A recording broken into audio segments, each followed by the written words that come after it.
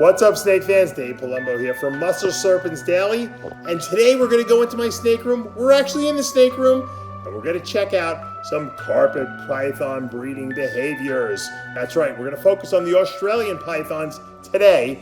That's the olive pythons and my carpets, and even some BREDL'S we're going to take a look at as they're wintering in the other room. And we're going to see what they're up to and what some of the behaviors are as they're getting wintered or cooled down during this period that will last probably anywhere from 8 to 10 weeks before we heat them up again. So let's check out some carpet python breeding behavior. All right, we're coming into the snake room here, and we're going to check out some breeding behavior. I want to show you some carpet python breeding behavior because this is classic. My female's sitting over there in the corner, dirty glasses. I'm going to open this up. Doing nothing. She's chilling. She's coiled. She's doing her thing. And then look at the male. Now, a lot of people are always saying, oh, I don't catch my carpets breeding. I never catch my carpets breeding. Very, very, very rarely do I catch them breeding. But if you look at this male, he is cruising around this cage constantly. This is a beautiful zebra granite male. He's climbing on the top usually. He's just doing his thing. And she's just chilling out, and he is cruising. Now that he sees me here, he kind of slowed down, but he was all over the cage. That's typical male breeding behavior, especially for the carpets. They like to cruise around. When she's receptive, they'll breed. She might not be ready yet, and that's fine. They've been cool the last month or so, and he's just, I'm waiting. He's waiting to do some breeding behavior. That's what his job is now, and that's what this cooler weather is telling him. Beautiful, beautiful snake, right? Thank you, Eric Burke. I hope this little boy breeds. Here's another carpet pair. Female, kind of just chilling, coiled up, doing her thing, waiting. Male, cruising around the cage, doing his thing, just chilling out, going all over the place. She's not ready for him yet, or maybe she is and I didn't catch it, but I haven't really seen any locks yet. But they hang out on top of each other every once in a while. But at night, I notice when I come in here, he is just chilling out, going around the cage, looking out, see what's going on. That's what carpets do. That's the behavior. The males cruise, the females wait until they're ready and receptive, and then you'll see a lot of locks. But it's this cooling behavior that we're seeing now that is what's preparing them, for the breeding. They know when they're ready. You might come in here as a breeder and be frustrated and say, "Oh man, I don't see any locks. This sucks. I don't know what I'm doing." No, just be patient. I got the temperature down here in this room to about, let's see what it is, 77. It goes down to 75 sometimes. I got about 60% humidity there, 61%, and you can see the averages right there. Highs and lows. 75 to 79. So this is pretty much what they need. Sometimes it's a little cooler, depending on the weather outside. Sometimes it's a little warmer. And they will breed, trust me. Now there are my two berms together. I haven't fed them also, just like I haven't fed the other ones in about a month now. And they're always looking around too. They're cruising, that male's cruising. They're slightly different behavior, obviously, than carpet pythons, but I haven't seen locks yet from them, but I know I will because these two bred last year. So these are hypogranites, both double head for albino and green.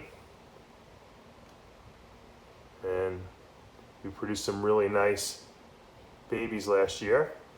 So I expect to see a repeat. But you gotta be patient. You put them together, you let them do their thing. I had to show you this. I wasn't gonna do anything with boas. I'm gonna save that for probably tomorrow's video, but look at these guys. Look at this girl. She's mid-shed. She's in the process of shedding. Quarter. And this little boy is wrapped all around him. If you remember from, I think 2 weeks ago or something like that, I was showing you, I decided to put this sun glow het leopard boy in with this jungle motley sun glow female. That's just gorgeous. And I didn't see anything. Well, now she's shedding and she's ready, I guess, to start doing some stuff. So this seems a little more promising now. She's a virgin.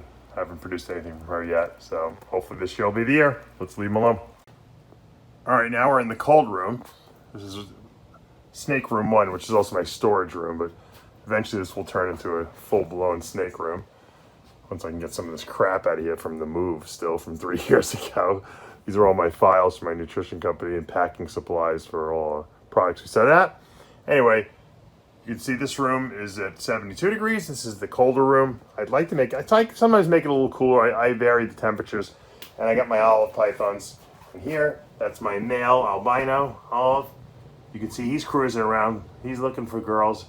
But with the olives, from the research I did, because I haven't had luck for the last couple of years, keep them alone, keep them cool, and then when you warm them up, you put them together. So that's going to be my strategy this year. I have my head albino male. Let's see, let's open up here. Head albino male, here he is. He's also just chilling out there. Now there's no hot spot here. I have no hot spots whatsoever. So they're at 72 pretty much all the time. They can't heat up. I'm not feeding them obviously either, so there's nothing to worry about digesting or anything like that. All I do is give them fresh water, and that's it. And there's my Stonewash BREDL'S female. This will be her first year. I'm going to try to breed her. Hopefully I can get her cool enough. She's a big girl. Got her from Nick Mutton. And she's looking good, so we're cooling her down too. And her boyfriend is going to be the pure hypo BREDL python here, male. So we'll hope to make some hypo het Stonewash babies. I've never bred BREDL'S, so hopefully I'm getting cold enough. You know, some people say they gotta get really cold, other people say low 70s is enough. I'll find out this year, of course. I'm also I'm cooling the blue tongues as well. One of my northern blue tongues. Let's see if it's funny when the blue tongues are in this cold environment, they don't move. They just kind of chill, sleep. They're awake. They just don't do very much. And that's what they're supposed to do, supposedly. Hopefully this will lead to some breeding behavior. What I basically did was I put my paper towels down and I put some coconut husk in there as well. Prep the chip. But they're not really doing much of anything. They don't really move too much. They're just kind of chilling out in their, I guess, brumation almost. State of brumation. All right, and finally, I know a lot of people have been asking me about my albino olive python female that had escaped a couple weeks ago. And she looked a little weird and she was acting strange. And I said, all right, you know what? I put her back into snake room 2 with a hot spot in her normal cage. I fed her, she ate, which was good. And now she's laying on the hot spot and she's gonna go, it looks like she's going through a shed cycle. So as soon as she sheds, and she's been moving around nice. She looks like I don't know if she had a concussion or what, but she seems to be doing well. Once she throws off that shed, I'm gonna put her back in the cold room and try to continue to cool her down for the rest of the whatever 6 weeks we got left. So hopefully this didn't interrupt the breeding cycle, and I hope we can get some olive python babies. So I know a lot of you guys have been asking me, when are you gonna produce some albino olives? Look, I'm trying. I thought I was gonna lose this female, so I'm just happy that she seems to be doing all right. So let's see what happens, and we'll once I get her back in the other room, we'll do another little update on her. All right, now you see. I wanted to give you one last little look. This guy was just climbing up on the top there. You're gonna see my reflection in this dirty glass. He was cruising. He didn't like that I was watching him though.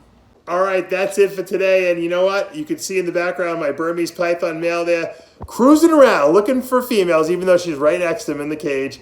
But, you know, he's sniffing the pheromones in the air. I'm sure there's a lot of females in this room that he can sniff out. And he is just having a ball because the males love the breeding season. And there's a lot of activity. And the funny thing is you think they're looking around for food. I've tried to actually feed these males when they're doing this, thinking dumbly that they're looking for food. They won't even take it. They don't want anything to do with it. They may grab it, kill it, and they'll just leave it in the cage. So during this cool down period where the males are getting interested in the females, don't even worry about it. Don't even try to feed them. When you warm them up, you know, come February or March, however long you'll take, or whenever you start or your breeding and cooling behavior, in your room, once you warm it up again, they'll eat. Trust me, and they're not going to die if they don't eat for 6 or 10 weeks. That's just part of the normal behavior that they probably exhibit in the wild. So, guys, hope you enjoyed today's little bird's eye view into what's going on with the Australian pythons in my collection. I know a lot of people always say to me, Dave, do more carpet python, do more olive python stuff. I will. And then I have the boa people telling me, do more boa stuff. And then if I don't do ball pythons, everyone's like, what's going on with the ball pythons? So we try to give you a little potpourri of everything, as I like to say. Once again, if you're enjoying what you're seeing and if you have any suggestions, put them in the comments below. Don't forget to hit that subscribe button, turn on your notifications, hit the like button. Guess what? We'll see you back tomorrow morning.